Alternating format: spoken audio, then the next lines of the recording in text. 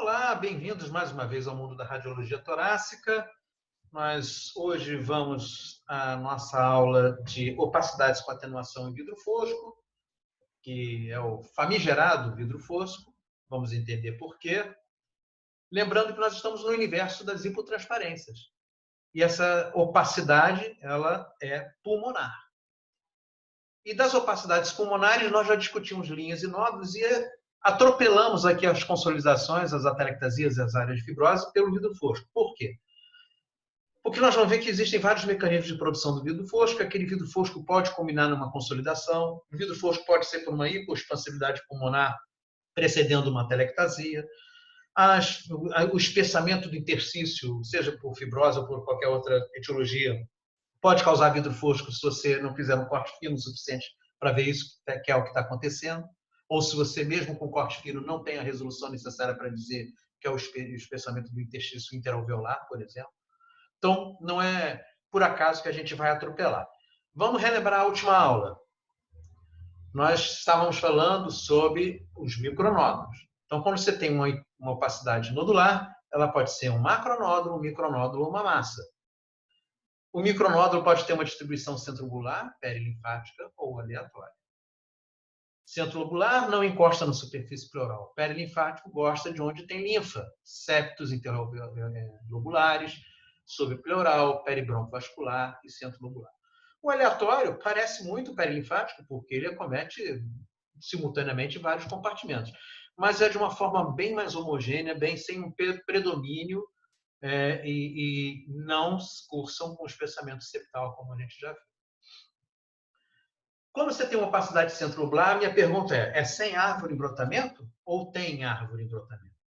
Porque se não tiver árvore em brotamento, eu tenho que agora me perguntar, mas é sólido ou é vidro fosco? Vocês reparem que à medida que eu vou fazendo essas perguntas, o número de diagnósticos possíveis vai reduzindo. Né? Se for sólido, eu vou pensar nessas situações, o vidro fosco eu vou pensar nessas, lembrando que o adenocarcinoma de crescimento lipídico, ele começa a tapetar os alvéolos, faz uma opacidade com atenuação do vidro fosco, depois aumenta a celularidade e o conteúdo do mucoide, começa a haver um componente mais denso no interior da lesão, ela passa a ser uma lesão mista e depois, por fim, ela pode ser uma lesão sólida. Né? Então, o adenocarcinoma está aí nos dois grupos. Né?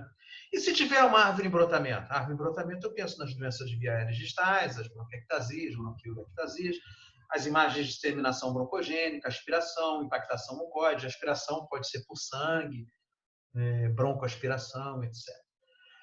Aquelas que têm distribuição perilinfática, as campeões são essas aqui, a sarcoidose, a linfangite carcinomatosa e a silicose. A história clínica é bem diferente de uma para outra, mesmo tendo algumas armadilhas na vida da medicina, né? Isso pode ocorrer. A sarcoidose nós vimos que tem uma certa predileção pelo compartimento peribroncovascular. A linfangite gosta muito dos septos interglobulares que podem estar espessados, isso não acontece nas demais. E a silicose gosta muito do compartimento subpleural. E entendemos pela fisiopatologia por que isso acontece. Né? Nada impede que a sarcoidose tenha septos espessados, que uma linfangite tenha nódulo peribroncovascular e assim vai. Vimos que se for unilateral, aí só a linfangite pode explicar isso. Se for bilateral, não existe linfangite bilateral. As demais doenças não têm como ser unilaterais, né? Sarcoidose e silicose. E a distribuição aleatória, as doenças miliares e as micrometástases. Né? Muito bem. Vamos ao famigerado vidro fosco. Qualquer condição em que você aumente aí a densidade do parênquima pulmonar, mas você tem ainda uma densidade inferior à do vaso, você chama isso de vidro fosco. Então, se você tiver vaso na intimidade da opacidade, você vai ver o vaso, você vai conseguir enxergar. Ou se ele estiver só perto do vaso, você vai ver nitidamente que a densidade é inferior à do vaso. Então, aqui mesmo nessa daqui, a opacidade aqui um pouco mais densa, você está enxergando os vasos mais densos ainda do que ela. Isso vai acontecer, ó, como esse aqui, ó, ao redor dessa lesão. Isso vai acontecer numa extensa área, ou numa lesão multifocal, ou se ela está associada ao espessamento septal, ou interlobular ou intralobular. Ela pode vir ao redor de uma lesão mais sólida, mais densa. Ela pode ser o conteúdo de uma área delimitada por um halo denso. né? E ela pode ser multifocal centrolobular, como nós vimos na última aula. Não importa, então, como seja o formato e a distribuição, o critério é sempre esse, é a densidade da lesão. Tá? E vocês vão ver que está na lista de mecanismos de produção de vidro fosco o espessamento septal. O espessamento septal interalveolar, esse é tão fininho que a gente não tem resolução espacial para ver a parede do alvéolo, mesmo quando ela está doente. Então, essa aqui é um caso interessante de espessamento intersticial, que mesmo com uma fatia fininha, eu não vou conseguir dizer que é isso que está acontecendo e vai ser um vidro fosco. Mas o espessamento septal, interlobular, e até mesmo intralobular grosseiro, nós conseguimos distinguir bem. Nas aulas anteriores a gente viu isso bem, seja um espessamento liso ou multinodular, ou seja um micronódulos, a gente consegue definir bem e não tem por que chamar aquilo de vidro fosco. Tá certo? Então, aqui uma fatia grossa e uma fatia fina. Então, vocês reparem que numa área em que eu não tinha ideia do que estava acontecendo aqui para conferir esse aumento de densidade, aqui tudo bem. Áreas mais densas e irregulares parecem ser de natureza fibrótica. As demais lesões passam a ser perceptíveis quando eu faço uma fatia fina. Aí deixou de ser vidro fosco isso aqui. No entanto, esse mesmo paciente, nesse mesmo plano de corte, tem uma opacidade aqui, que por mais que eu tenha feito o corte fino, eu não consigo definir qual é a natureza dessa opacidade com atenuação de vidro fosco. Tem algumas dicas, porque a gente conhece os outros mecanismos, e a gente vai se perguntar, isso aí é isso que está acontecendo? Ou será que é aquilo outro? E aí eu junto, obviamente, com a clínica para poder chegar a uma hipótese provável. Então, está lá. Se tiver espessamento do tecido periférico, só está valendo o interalveolar, né? Porque os demais eu tenho já cortes finos o suficiente para poder mostrar que é isso que está acontecendo. O pulmão pouco expandido vai causar vidro fosco. Seja porque o paciente não coopera, ou ele não consegue inspirar profundamente, ou porque eu mandei ele expirar, né?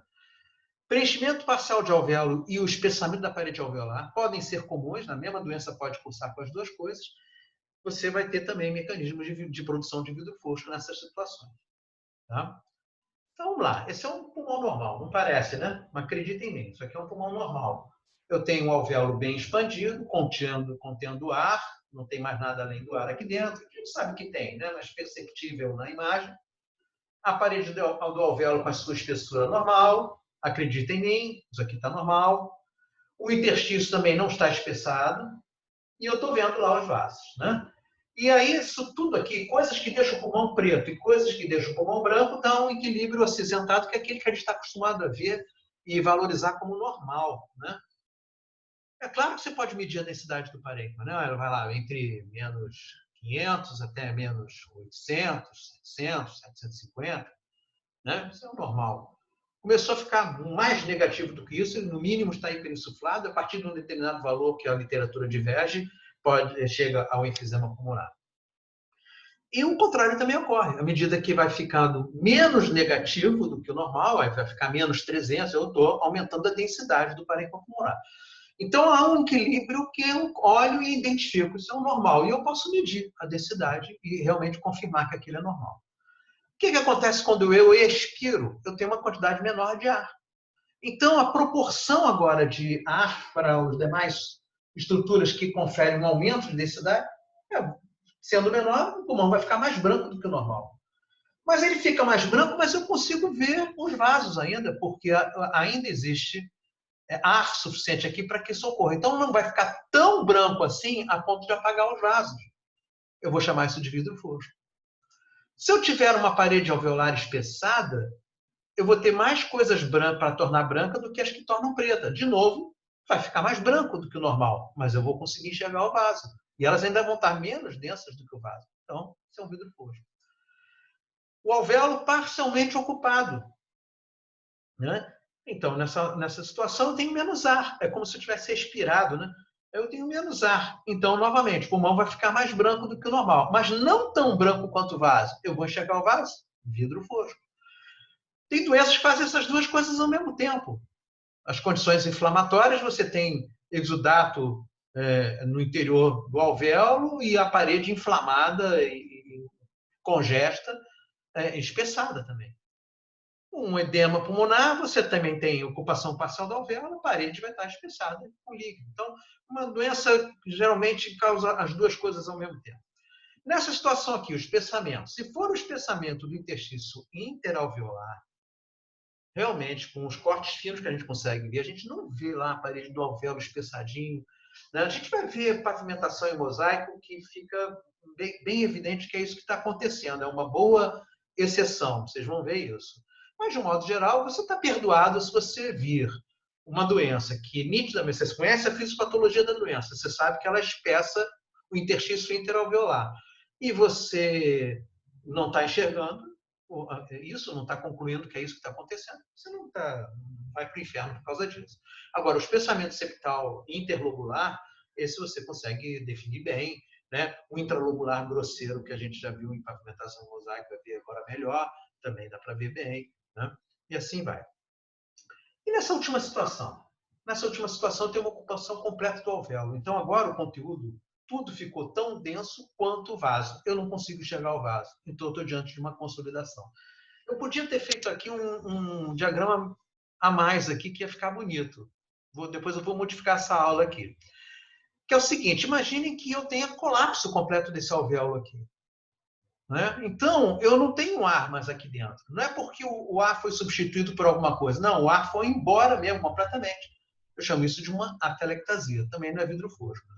Então, essa hipoexpansibilidade, ou o espessamento intersticial, ou a inflamação da parede do alvéolo, podem levar, na mesma situação clínica, a uma ocupação parcial do alvéolo, ou a um colapso alveolar, ou ambos. Tudo isso pode acontecer simultaneamente na mesma doença.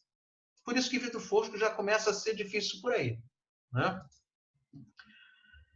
Então, vamos lá. Aqui é só para a gente mostrar bem um paciente em inspiração e um paciente em expiração. Então, é essa situação. Inspiração e expiração. O pulmão fica mais branco, o olhômetro funciona bem. Mas se você está em dúvida, mede aqui a densidade que você vai ver que isso aqui não é menos 500, menos 600, aí está menos 400, por aí. Mas eu enxergo o vaso. Eu estou enxergando o vaso. É um paciente em terapia intensiva, com trauma torácico, com dreno, né, para tratamento de pneumotórax. Ele está em expiração. Olha o colapso do bronco. Ele não está conseguindo expandir bem o pulmão. Então, ele fica com o pulmão mais branco do que o normal e eu consigo enxergar o vaso. Aqui existem áreas até que estão com uma expansibilidade boa, áreas com expansibilidade ruim, aqui colapso completo do alvéolo, focos de consolidação. Então, tem várias lesões. Eu quero chamar a atenção para a opacidade com atenuação em vidro fosco, com um vasinho bem densinho na intimidade dele. Aqui outra área com atenuação em vidro fosco, por hipoexpansibilidade pulmonar. Nesse paciente, a gente estava desconfiado, vendo aqui já uma atenuação em mosaico, mas áreas pretas normais. Pretas e normais, pretas e normais. Será que isso era para aprisionamento aéreo? Nós vamos discutir isso em outras aulas, tá? Vamos fazer um estudo em expiração.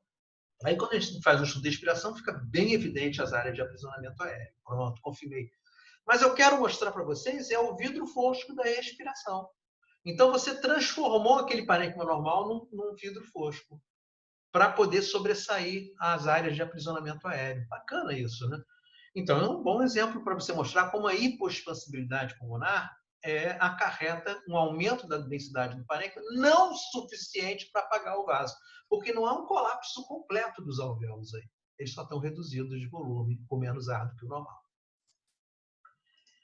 Quando você tem uma ocupação parcial dos alvéolos e dos ductos respiratórios, novamente, você vai ter um aumento da densidade do parênquima pulmonar, mas não vou ter ainda ar suficiente aqui dentro para poder enxergar os vasos.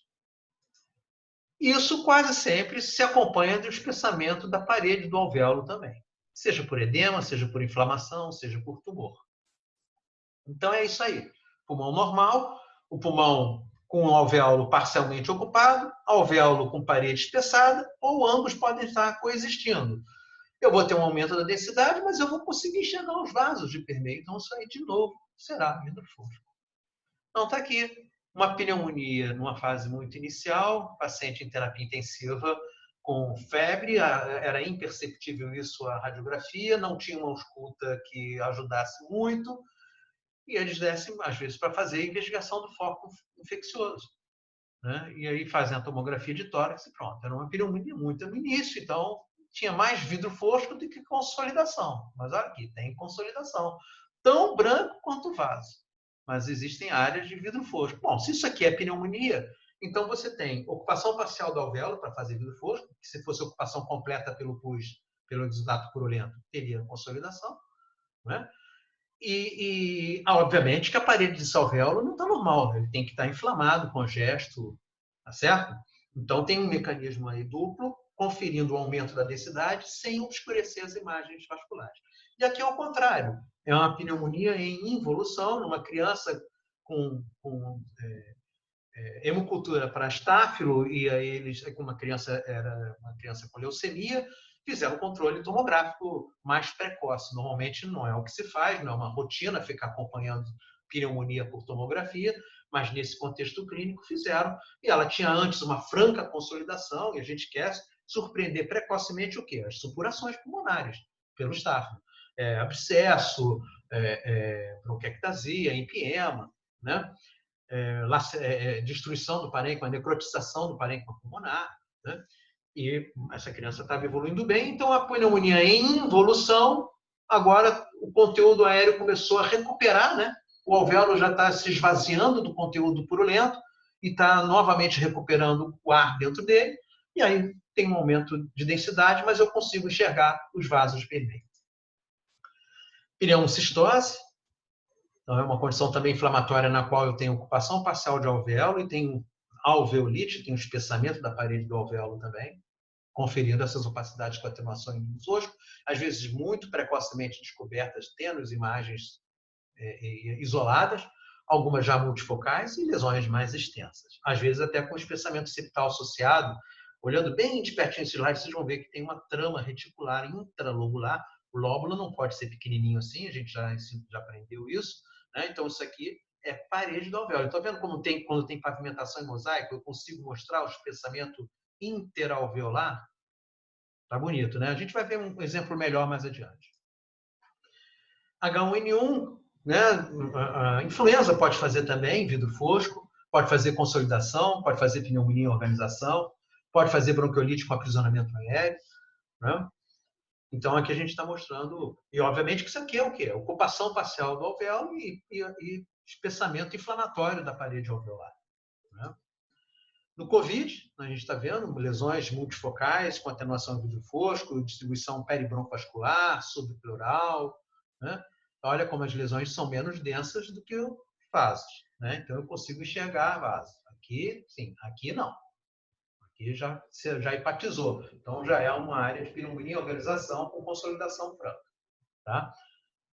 E, dependendo se surgir depois uma imagem de halo invertido, pode ser até uma área de infarto pulmonar. Uma vasculite, essa é uma paciente lúpica com hemoptóicos, então ela está com esses focos de hemorragia dentro do alvéolo. Né? Então, a parede alveolar está inflamada, também está com hemorragia, e o conteúdo alveolar também, porque senão se justificaria, então, um hemoptóico. Tem que ter sangue também na luz do alvéolo.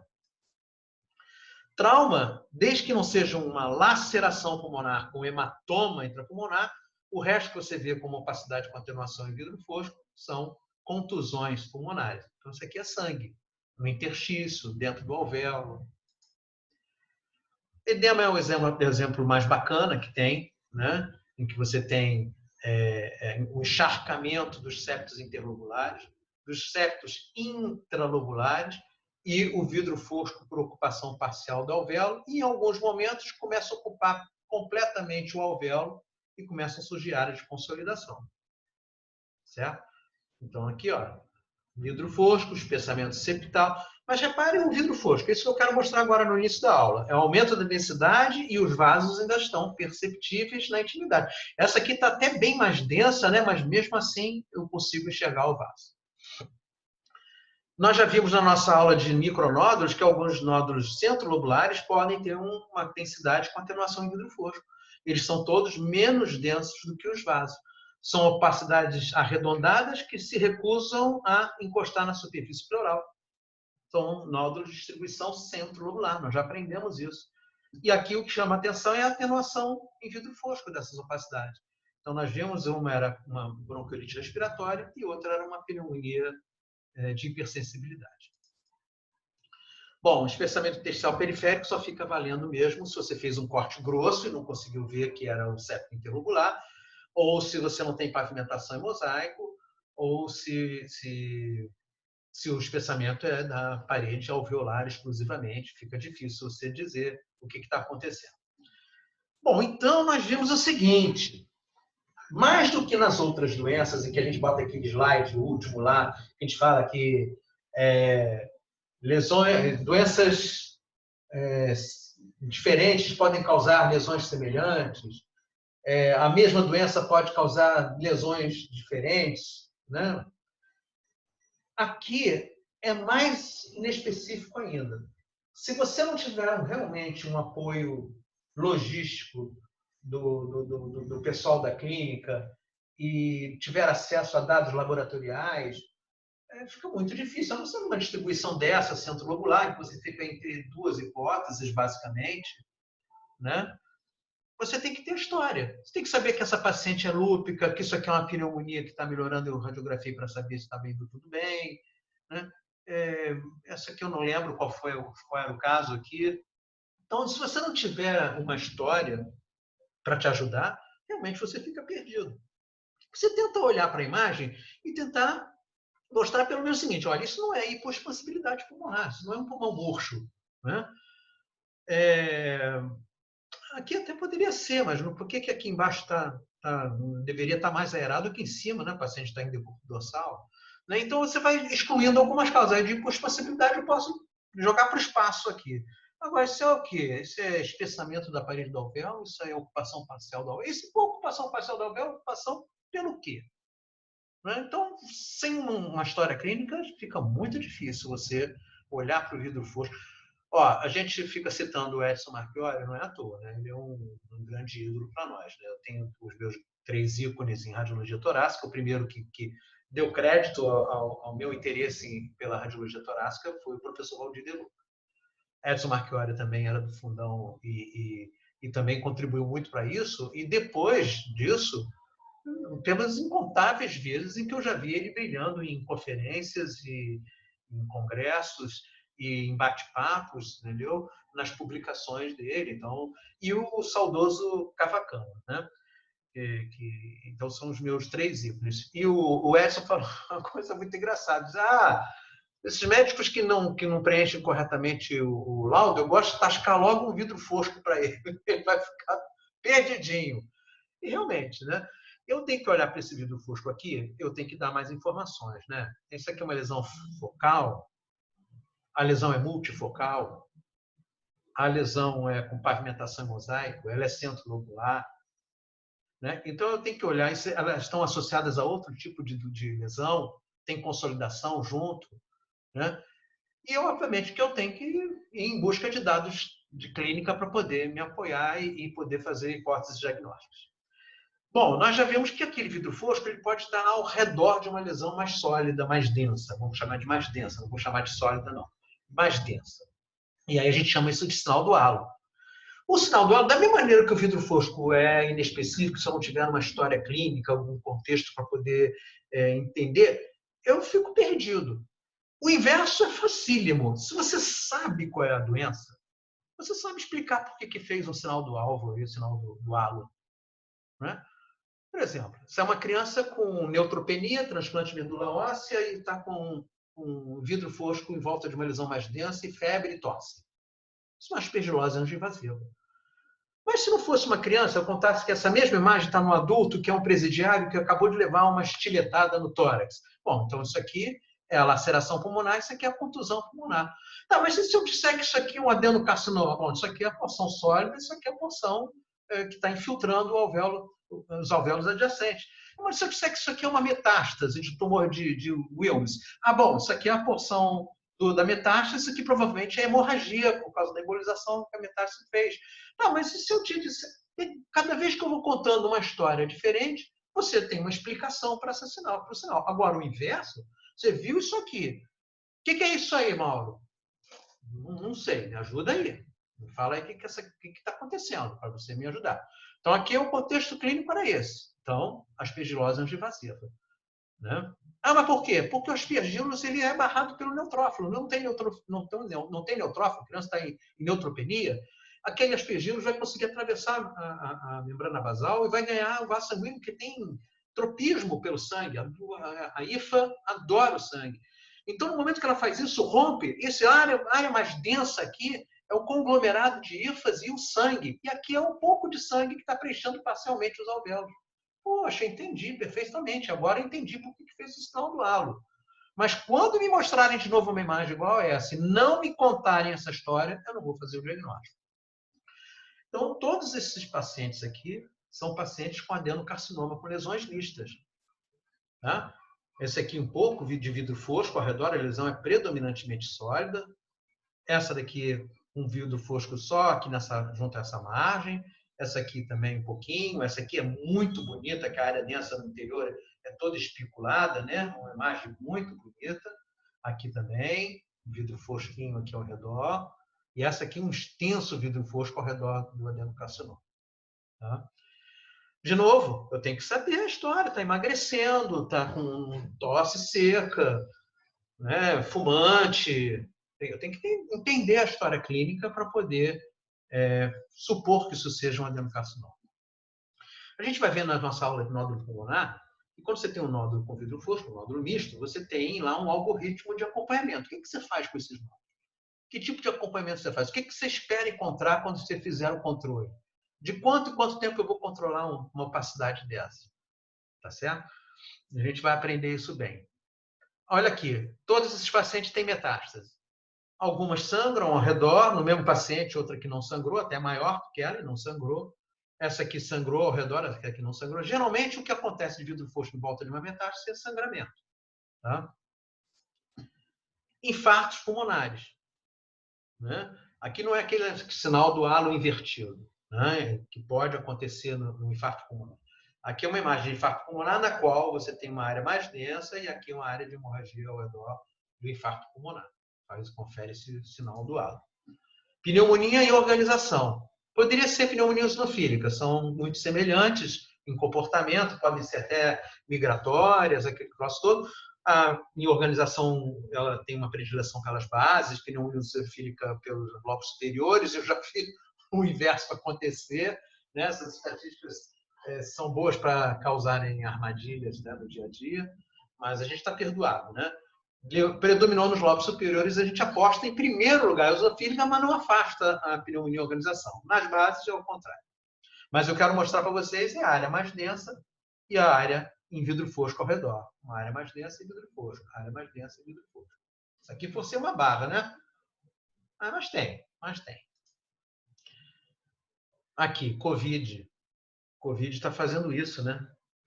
Uma imagem nodular com vidro fosco ao redor. E é interessante que esses 3 pacientes tinham lesão única. Eu mostrei esse caso aqui para o Felipe. Eles tinham lesão única e depois uma evoluiu, as outras 2 evoluíram para lesões multifocais. Mais ou menos isso a história. Mas não importa, é só para mostrar que Covid faz isso aqui também. Então, é óbvio, né? Em épocas de Covid, você vê uma lesão dessa daqui, você vai apostar no Covid. E se o doente tiver a idade e ser fumante e para ser um adenocarcinoma e você não tem um exame anterior? Porque se você tem um exame de uma semana atrás, tudo bem. Mas e aí, se você não tem o exame, né? Então, a gente aposta no Covid, bota em primeira hipótese, mas a gente não pode afastar as demais. Se tiver um contexto clínico que suporte outros diagnósticos, você tem que botar na lista.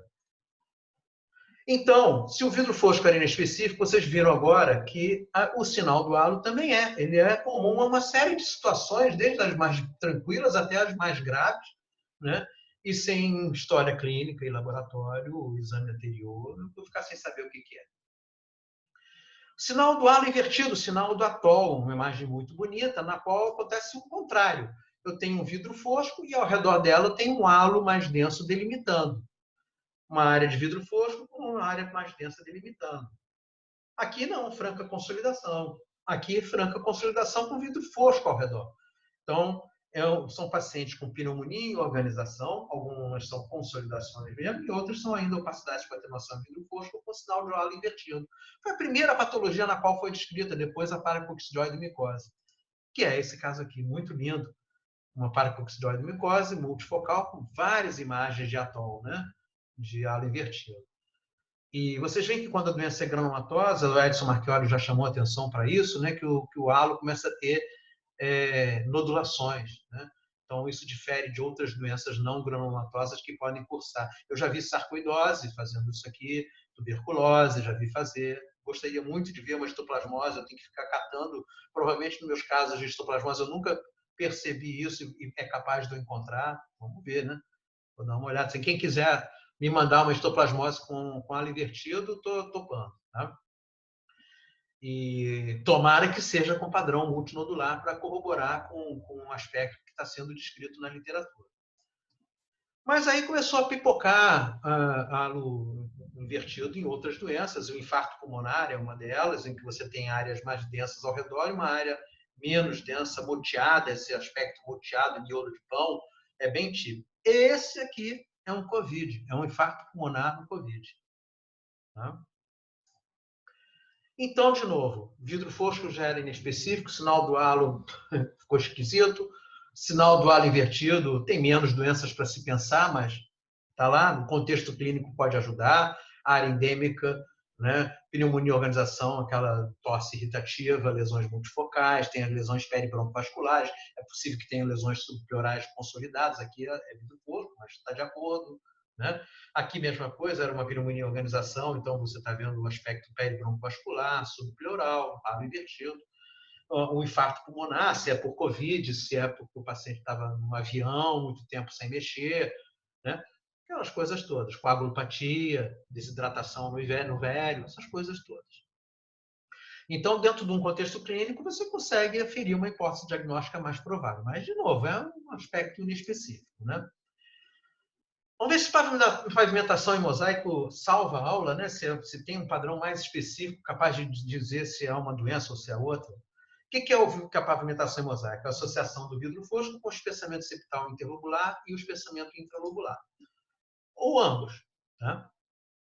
Só que não é bonitinho assim, não, com ladrilho, em que você tem os septos interlobulares, intralobulares, o interlobular, como se fosse um lóbulo inteiro, e o vidro fosco com densidades diferentes, mas na verdade o pulmão não é assim. É mais anárquico, né?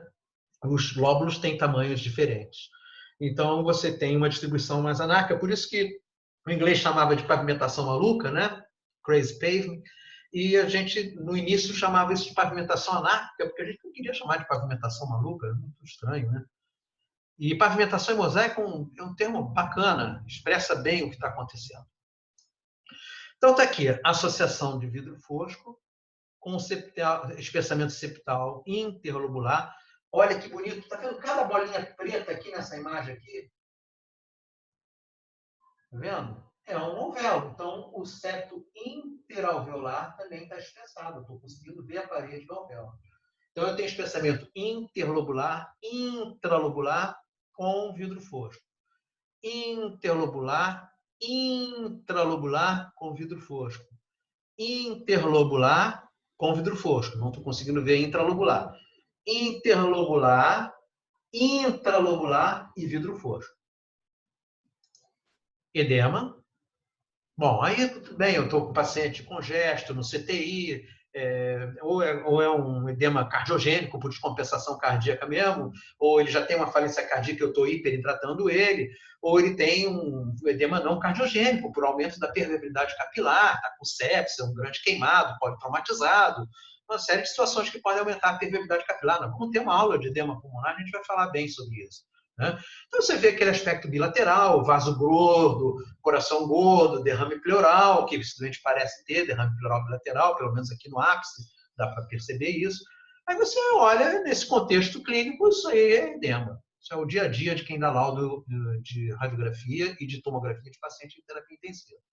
Esse aqui, aquela tosse espumosa, aquela dispneia progressiva, o paciente era exposto à sílica, e aí você aposta na proteinose alveolar. Eu vou mostrar um aspecto interessante na proteinose alveolar, e era realmente proteinose alveolar. O paciente está com SIDA, ele tem linfopenia, está com uma carga viral alta, começa a fazer febre, tosse. A gente tem que pensar na pneumocistose. Né? Não vou ficar pensando em outra coisa. Esse é um caso bacana. Esse é um caso que o paciente tem um alargamento do mediastino, que vocês estão vendo aqui, na janela do mediastino a gente via bem que era uma massa linfonodal coalescente, era um linfoma, a gente já conhecia esse linfoma. E existia esse aspecto aqui no pulmão de septação interlobular espessada e o vidro fosco. E isso aqui se confirmou depois como sendo infiltração linfomatosa do parênquima pulmonar. Então, linfoma pulmonar secundário. Tá? Então, isso aqui era o linfoma. Bacana, né? Então, de novo, é um aspecto muito inespecífico. De novo, se eu não tiver história clínica, laboratório, eu vou ficar perdido, né? Mas já ajuda bastante dar um laudo bacana, né? Não vamos fazer aquela brincadeira que o Edson Marchiori fez, é óbvio que é uma brincadeira, né? A gente tem que descrever da melhor maneira possível, só que chega uma hora que se você tiver 15 hipóteses por carência de outros dados, não vai caber no laudo, né? Então, mas botar ali pelo menos 3 hipóteses principais para aquela forma de distribuição já vai ajudar bastante. Esse é o último caso de proteinose alveolar que eu vi. E ele tem uma característica interessante que eu vejo frequentemente, já descrito, que é esse limite preciso entre o parênquima saudável e o parênquima cometido pela doença. Tá vendo? Isso é bem bacana de se ver. Mas olha, eu já vi pneumocistose fazer isso também. Tá? Mas de qualquer forma, está aí para a gente ver.